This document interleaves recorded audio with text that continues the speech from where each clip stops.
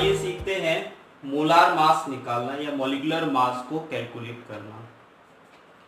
दोस्तों यहाँ पे मैंने लिखा हुआ है मोलार मास या मॉलिक्यूलर मास। इसको हिंदी में हम बोलते हैं क्या, मोलर द्रव्यमान या आणविक द्रव्यमान। जनरली हमसे कोई भी पूछ लेता है या जब भी हम मैथमेटिकल कैलकुलेशन करते हैं तो वहां पे हमसे मोलार मास या मॉलिक्यूलर मास या फिर आणविक द्रव्यमान हिंदी में जिसको हम बोलते हैं, या अणु भार भी कभी कभी आ जाता है। ये अणु भार भी हम इसको बोल सकते हैं, अणु भार।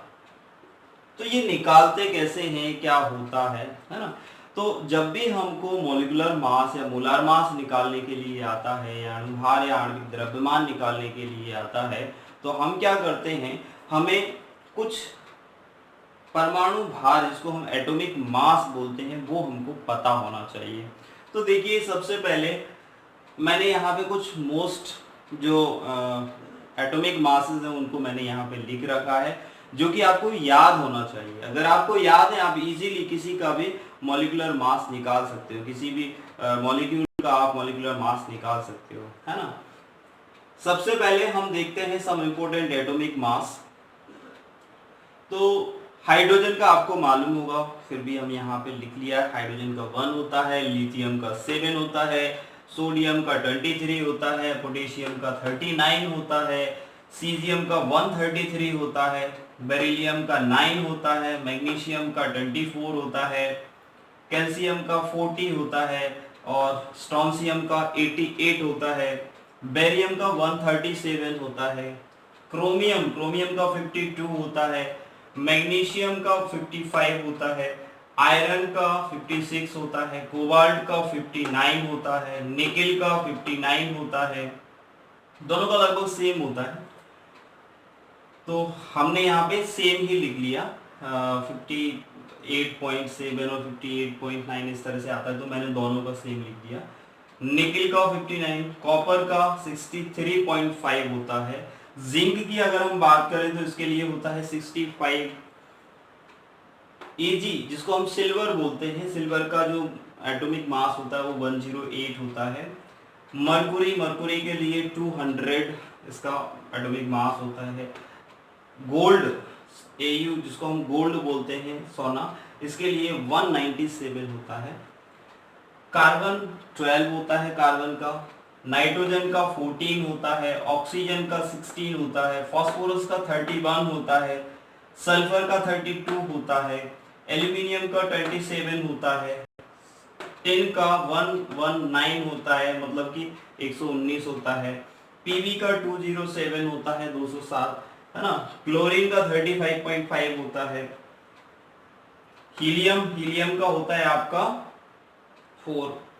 नेक्स्ट आता है आपका नियोन का 10 होता है, ब्रोमीन का 80 होता है, आयोडीन का 127 होता है, जीनॉन का 131 होता है, प्लेटिनम का 195 होता है। तो अगर हमको एटॉमिक मास मालूम है, अगर हमको एटॉमिक मास मालूम होते हैं तो हम इजीली क्या कर सकते हैं, कैलकुलेशंस को कर सकते हैं। मींस मॉलिक्यूलर मास को आपको कैलकुलेट करना इजी होता है। तो जनरली हम कैसे कैलकुलेट करते हैं मॉलिक्यूलर मास या मोलार मास, जिसको हम हिंदी में बोलते हैं आणविक द्रव्यमान, अणुभार या मोलर द्रव्यमान। तो इसको हम कैलकुलेट कैसे करते हैं इसके बारे में डिस्कस करते हैं। तो देखिए सबसे पहले आपको जिस मॉलिक्यूल के बारे में पूछा जाता है, जैसे सपोज मुझसे पूछा गया ऑक्सीजन मॉलिक्यूल का मॉलिक्यूलर मास कितना होगा, तो हमें क्या करना है, जो एटॉमिक मासेस है ना उनको प्लस करना है, उनको जोड़ना है। उनको जोड़ने पर हमारा जो है मॉलिक्यूलर मास आ जाता है। तो आइए हम देखते हैं ऑक्सीजन का कितना होता है। हमने देखा ऑक्सीजन का होता है 16, तो हमने यहाँ पे लिया 16। नंबर ऑफ ऑक्सीजन कितने हैं इसमें, 2, तो मैं क्या कर दूंगा 2 का इसमें इंटू कर दूंगा, तो टोटल आ जाएगा 16 2 जा 32 इसका क्या आ गया, मोलार मास आ गया, मोलार मास। और इसी को हम बोलते हैं बेटा मॉलिक्यूलर मास। आई होप आप लोगों को ये चीज समझ में आई होगी। पहले क्या करना है आपको, अणुभार निकालना है हमको, किसका, O2 का। तो एक O का कितना होता है 16, तो 2O का कितना होगा, 2 से इंटू कर देंगे, उसका मल्टीप्लाई कर देंगे तो 32 ऑक्सीजन मॉलिक्यूल का मोलार मास होता है। नेक्स्ट अगर हम बात करें,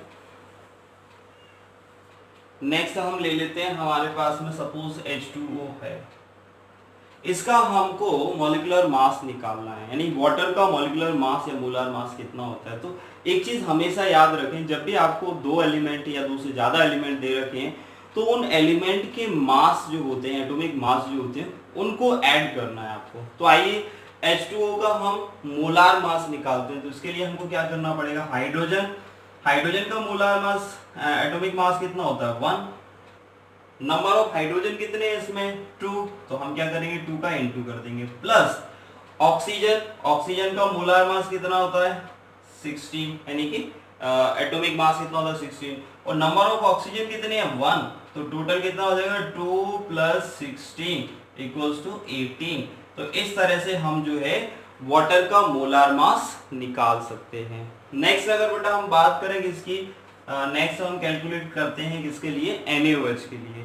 तो NaOH को ले लेते हैं, दिस इज NaOH का हम क्या निकाल रहे हैं, मोलार मास या मॉलिक्यूलर मास हमको निकालना है। तो हम क्या करेंगे, सोडियम का एटॉमिक मास कितना होता है 23, तो हमने 23 ले लिया।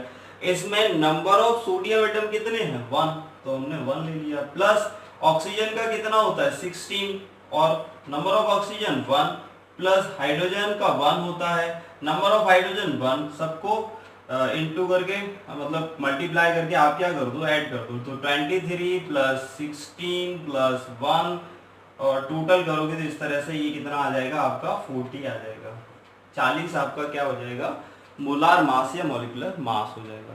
तो नेक्स्ट कैलकुलेशन करते हैं अपन किसके लिए, NaCl के लिए करते हैं। NaCl का जो मोलार मास या मॉलिक्यूलर मास अगर हम देखें तो यहाँ पे कितना आएगा, Na का कितना होता है 23 होता है, नंबर ऑफ सोडियम एटम कितने हैं यहाँ पर 1 है, प्लस क्लोरीन का कितना होता है 35.5 into number of chlorine atom कितने हैं 1, तो 1 का इंटू कर देंगे, टोटल बनेगा हमारा 23 + 35.5 इक्वल्स टू टोटल जो आ रहा है हमारा 58.5 हमारा मोलार मास आ जाएगा किसका, सोडियम क्लोराइड का, यानी NaCl का। नेक्स्ट अगर हम बात करें H2SO4 की, H2SO4 का मोलार मास कितना आएगा तो देख लेते हैं। H2SO4 का हमें मोलार मास या मॉलिक्यूलर मास, आणविक द्रव्यमान या फिर अणुभार निकालना है। तो आइए देखते हैं। सबसे पहले हम क्या करते हैं, हाइड्रोजन का एटॉमिक मास कितना होता है 1, तो 1, नंबर ऑफ हाइड्रोजन एटम कितने हैं 2, प्लस सल्फर का कितना होता है, सल्फर का जो एटॉमिक मास होता है वो 32 होता है, तो 32 इनटू नंबर ऑफ सल्फर कितने हैं 1, तो 1 का इंटू कर देंगे, प्लस ऑक्सीजन का कितना होता है 16 इनटू कितने नंबर ऑफ ऑक्सीजन है 4, तो 4 का इंटू कर देंगे, तो आ जाएगा यहाँ पर 2 + 32 + 16 4 64, तो यहाँ पे हमने यहाँ पे लिख दिया 64, सबको प्लस कर देंगे, प्लस करने पर 4 2 2 8 आ गया और 6 3 98 हमारा क्या आ जाएगा मोलार मास या मॉलिक्यूलर मास आ जाएगा। आई होप आप लोगों को समझ में आ गया होगा। अगर समझ में आ गया है तो इस वीडियो को यहीं पॉज कीजिए और पॉज करने के बाद में जो मैंने यहाँ पे मॉलिक्यूल्स लिखे हैं उनका मोलार मास आप जो है खुद निकालिए और फिर इसके बाद में जब आप कैलकुलेशन कर लो तो फिर वीडियो को पूरा देखें और उसमें फिर आप मैच करें कि आपने जो मोलार मास को फाइंड किया है वो सही है या नहीं। तो स्टार्ट करते हैं। नेक्स्ट वन हमारा कौन सा आता है C6H12O6। ये ग्लूकोज का मॉलिक्यूलर फॉर्मूला है ना। ग्लूकोज के लिए हम देखते हैं यहाँ पे कि इसका मॉलिक्यूलर मास कितना आएगा। तो सबसे पहले क्या करेंगे कार्बन। तो कार्बन का हमारे पास में कितना होता है 12 और नंबर ऑफ कार्बन एटम कितने 6 हैं तो 6 का बटा इंटू कर देंगे इसमें।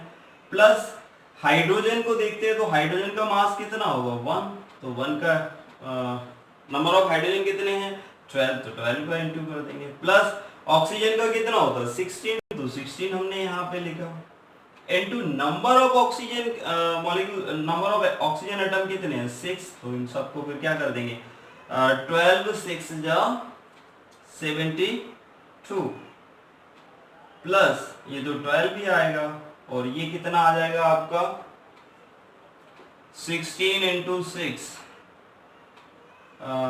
6 6 जा 36 6 1 जा 6 96 आ जाएगा आपका, है ना।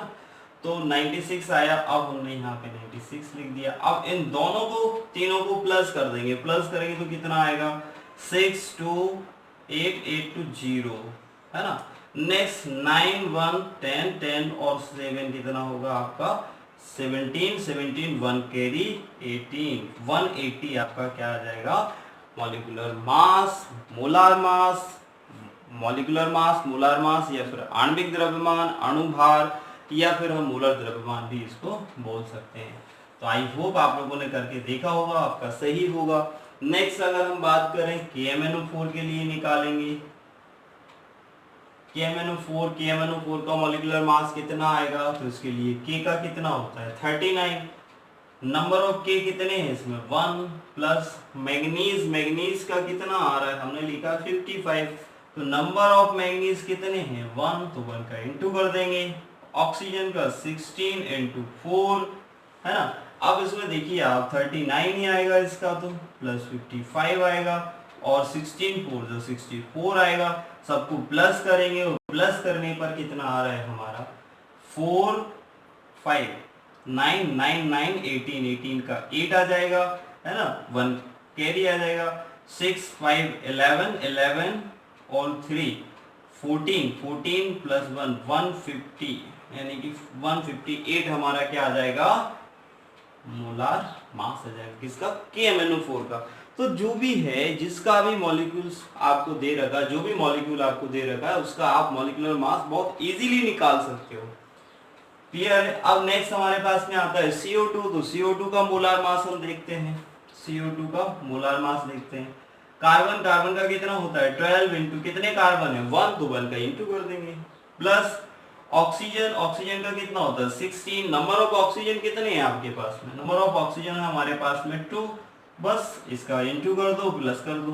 12 प्लस 16 2 जा 32 और टोटल हमारे पास में आएगा 44 हमारा क्या हो जाएगा मोलार मास या मॉलिक्यूलर मास हो जाएगा किसका कार्बन डाइऑक्साइड का। नेक्स्ट अगर हम बात करें तो हमारे पास में दे रखा है C12H22O11। इसका हमको क्या निकालना है मॉलिक्यूलर मास या मोलार मास निकालना है। तो आप सबसे पहले क्या करिए वीडियो को पॉज कीजिए और फिर इसको भी कैलकुलेट कीजिए, है ना। जब आप कैलकुलेशन करोगे तो सबसे पहले कार्बन का कितना होता है 12 और नंबर ऑफ कार्बन एटम कितने हैं 12, तो हम क्या करेंगे 12 का इंटू कर देंगे। प्लस हाइड्रोजन का कितना होता है 1 इंटू नंबर ऑफ हाइड्रोजन कितने हैं 22 प्लस ऑक्सीजन का होता है 16 इंटू नंबर ऑफ ऑक्सीजन कितने हैं 11।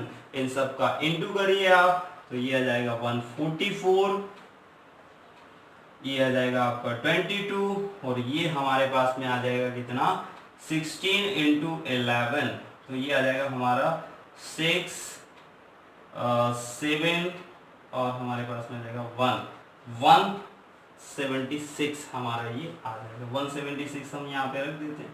इन सबको प्लस कर देते हैं कितना आ रहा है हमारा 176 144 और 22 सबको प्लस करेंगे तो कितना आ जाएगा हमारे पास में 2 1 कैरी 8 और 4 12 और 2 14 1 कैरी 342 हमारा आंसर आ गया कितना 342।